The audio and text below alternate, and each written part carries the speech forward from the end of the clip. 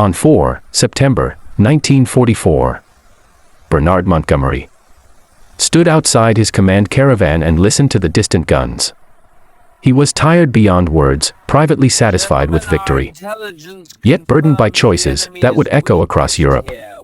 Antwerp had fallen intact days earlier, its vast docks untouched, its cranes standing like silent witnesses. For the Allied armies, racing eastward, this port promised survival, fuel, and food for millions. Montgomery knew this truth instinctively.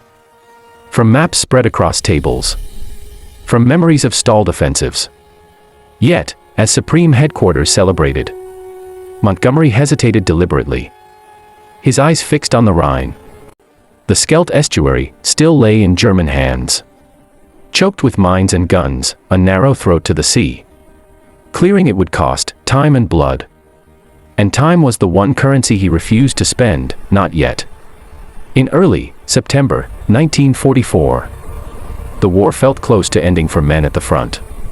Patton surged in France without pause. Bradley pressed forward relentlessly. And Montgomery dreamed of a single bold strike. He believed one decisive blow, across Holland and into Germany, could end the war by Christmas. Antwerp could wait in his calculation.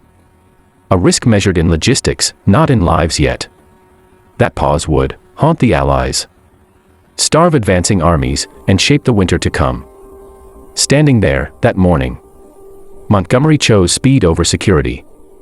And history leaned with him. Across the Channel ports lay ruined or distant.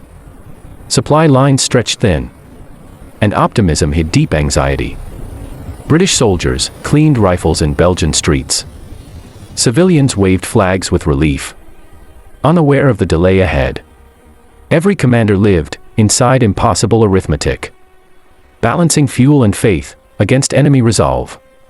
Montgomery felt destiny pressing close that day. Louder than warnings from logisticians, heavier than caution. By 7 September 1944, the consequences of Montgomery's pause were already unfolding quietly. Allied supply trucks crawled along shattered French roads, burning fuel faster than it arrived. At SHAEF headquarters, maps glowed with promise. Yet red lines stretched dangerously thin. Dwight Eisenhower urged balance and breadth, while Montgomery pressed for focus and speed. The port of Antwerp sat silent behind Allied lines, its docks useless without the sea. German forces still held the Scheldt estuary, dug into flooded lowlands and coastal guns. Every tide brought reinforcements and mines, tightening the chokehold on Allied logistics. Montgomery understood this reality, but believed delay now meant defeat later. He argued clearing the Scheldt was secondary, a task for later weeks. Instead, he proposed Operation Market Garden. Bold and breathtaking, a gamble of airborne bridges. On 10 September 1944, planning accelerated, paratroopers rehearsed jumps. Armor refueled hastily. The vision was intoxicating. Leap the rivers, cross the Rhine. Shatter Germany's spine. Antwerp remained untouched. A prize locked behind enemy hands and Allied optimism. Canadian commanders warned urgently that the Scheldt could not wait. They saw the estuary's mudflats and dikes as a battlefield demanding immediate blood. Their warnings, softened by hierarchy, failed to slow Montgomery's momentum. Across Belgium, civilians watched convoys pass, believing liberation complete. They could not see warehouses emptying, shells rationed, and engines silenced by shortage. By mid-September 1944, the war's rhythm shifted subtly. German units regrouped behind waterways, buying time with every unchallenged day. Montgomery's faith in audacity over attrition hardened into certainty. He believed history favored commanders who dared greatly, not those who paused. The dice were already rolling long before the first parachute opened. On 17 September 1944, the skies over Holland filled with engines and hope. Thousands of paratroopers dropped into fields and towns, carrying orders and faith. Operation Market Garden began with thunderous confidence, broadcast to the world. Montgomery watched reports arrive. Calm and assured, convinced the gamble would pay. Bridges at Eindhoven and Nijmegen fell after fierce fighting, validating his belief. Yet farther north, at Arnhem, resistance hardened into something unexpected and lethal. German armor, thought shattered, emerged suddenly from forests and cities. British airborne troops, isolated and undersupplied, fought house to house with grim resolve. Every hour lost tightened the grip of reality against Montgomery's grand design. Meanwhile, Antwerp remained silent, its docks empty, its cranes unmoving. The Scheldt estuary still bristled with German guns, untouched and unforgiving. As Market Garden stalled, fuel shortages crippled advancing armor. Shells were rationed, movements delayed, opportunities slipping away unseen. Canadian forces waited restlessly, ordered to hold rather than strike westward. They understood the estuary was becoming a strategic wound. By 21 September 1944, Arnhem was effectively lost. Men of the 1st Airborne withdrew under fire, leaving thousands behind. The dream of crossing the Rhine dissolved into smoke and rain. Montgomery absorbed the news, publicly composed, privately unmoved in his reasoning. He framed Market Garden as 90% successful, refusing the language of failure. Yet logistics now spoke louder than ambition. Armies stalled, not from enemy strength, but from empty depots. Winter approached, fields turned to mud, and momentum vanished. Only then did Antwerp return to center stage. The price of delay was becoming clear, measured in weeks and lives. Montgomery's choice had reshaped the campaign, sealing the battles yet to come. By 2 October 1944, attention finally turned west, toward the Scheldt. The delay had given Germany time to transform water and mud into fortresses. Dikes were flooded deliberately, fields vanished beneath gray tidal flats. Canadian First Army received orders to clear the estuary, at last. They advanced into terrain that erased tanks and favored the defender. German troops fought from concrete bunkers, hidden artillery, and narrow causeways. Every meter gained cost lives, patience, and momentum. Montgomery remained focused elsewhere, still thinking in broad strokes and future thrusts. To him, the Scheldt was necessary, but unglamorous, a logistical chore. For the soldiers, it was intimate and brutal, fought knee-deep in water.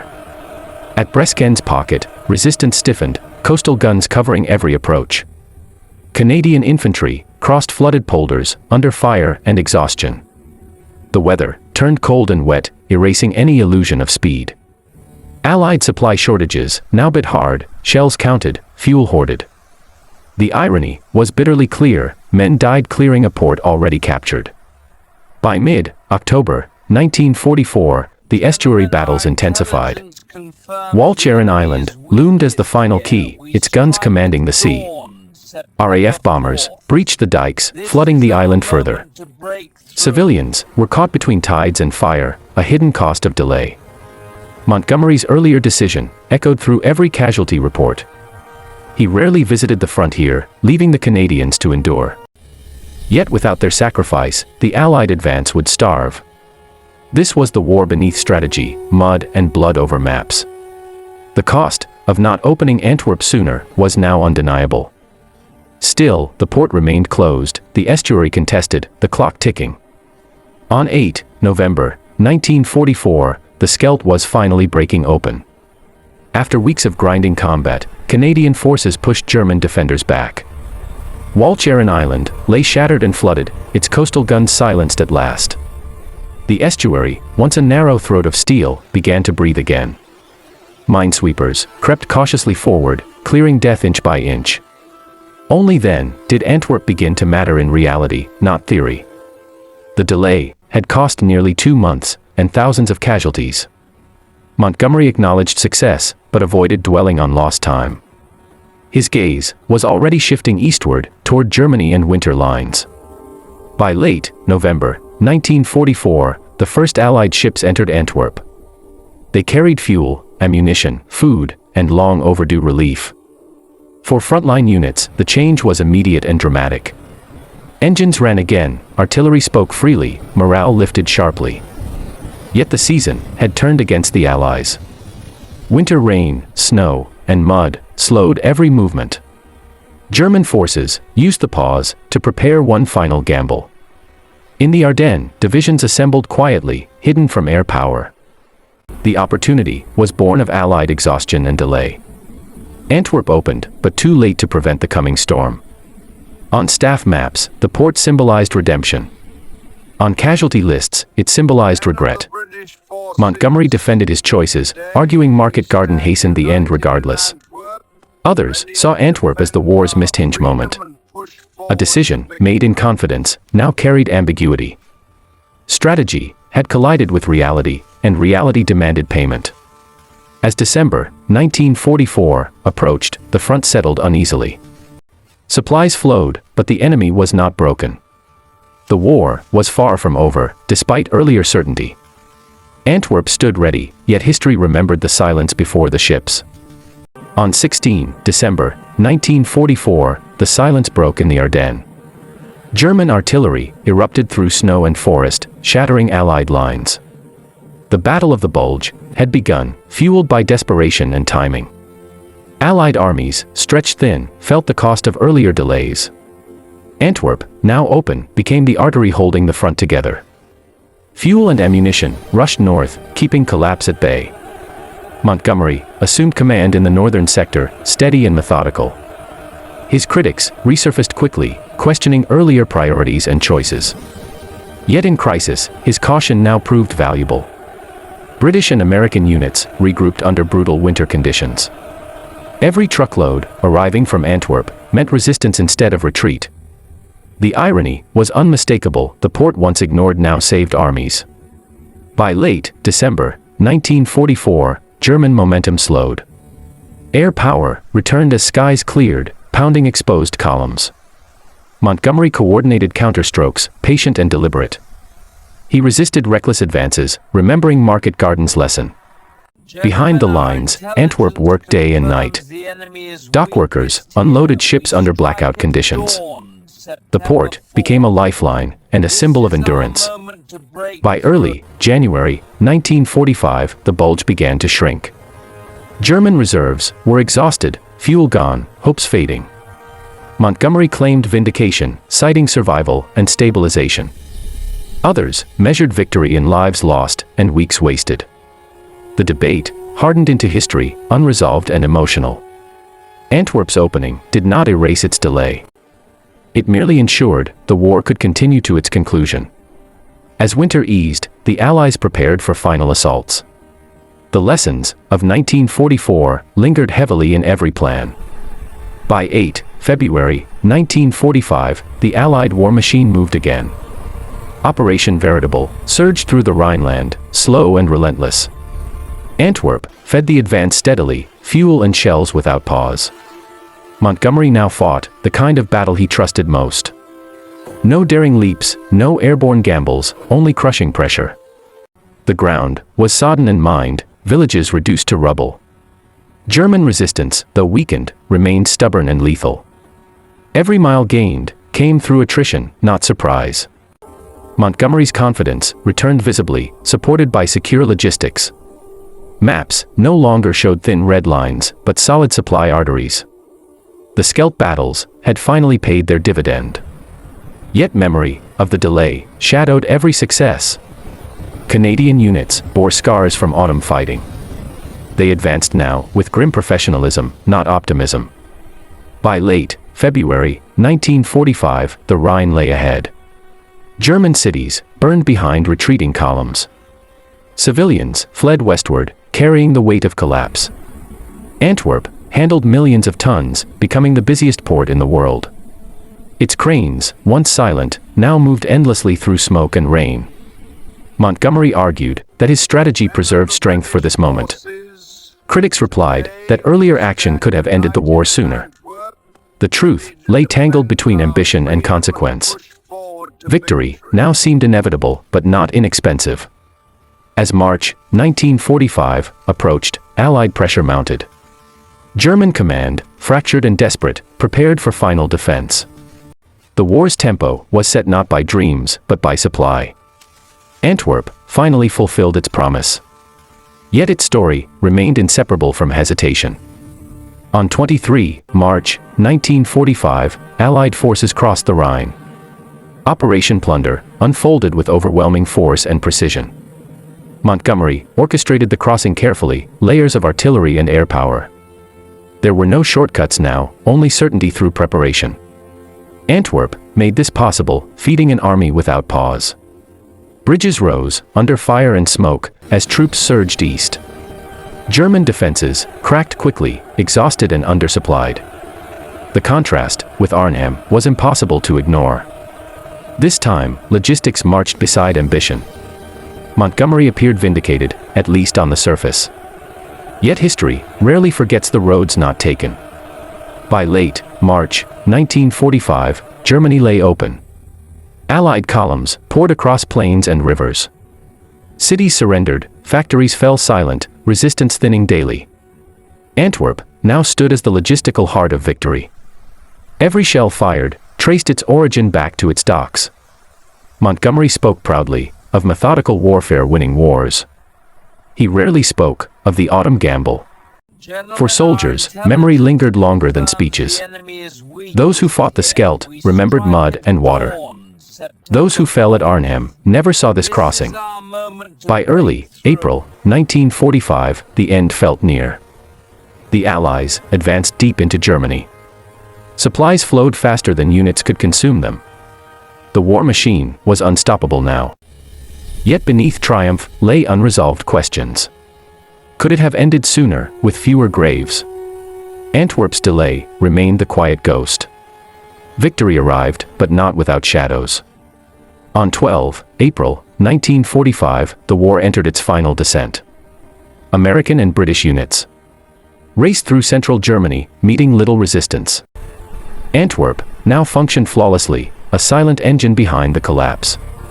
Fuel, ammunition, and food arrived in volumes once unimaginable. German command, fractured beyond repair, issued orders no one could fulfill. Montgomery advanced steadily, refusing haste even in victory.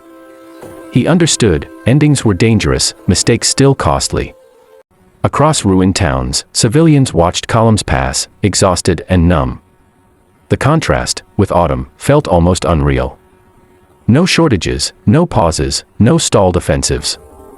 Antwerp's cranes worked day and night, indifferent to celebration.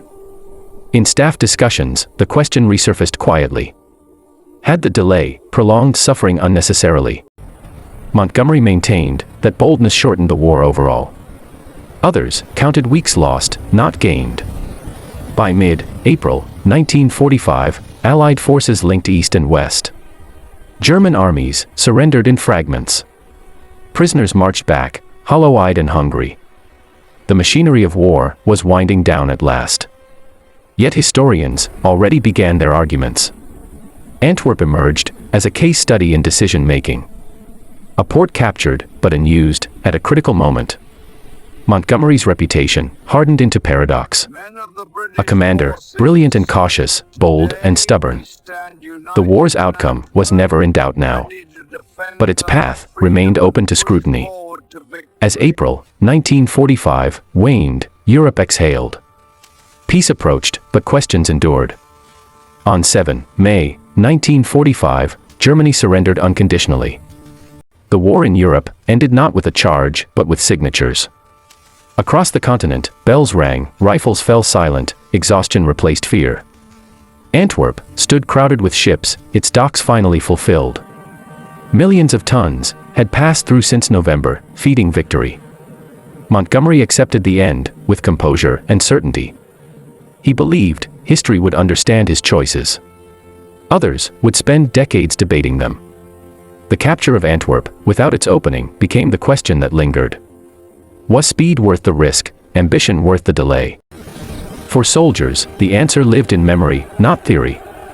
Those who drowned in the Scheldt paid for postponed decisions. Those lost at Arnhem paid for faith in boldness. Yet those who crossed the Rhine did so because supplies flowed. Antwerp embodied contradiction, salvation, and regret entwined. Montgomery's legacy mirrored the port's story. Brilliant, infuriating, effective, and costly. He won wars, but not arguments. In documentaries and archives, the debate still breathes. Maps show arrows, but not graves. Decisions, once made, cannot be reopened. Only examined, weighed, and remembered. Antwerp teaches that victory depends on patience and urgency. Too much of either courts disaster. In 1944, a port waited, and history waited with it. When the ships finally arrived, the war was already changed. The silence before them remains the loudest lesson.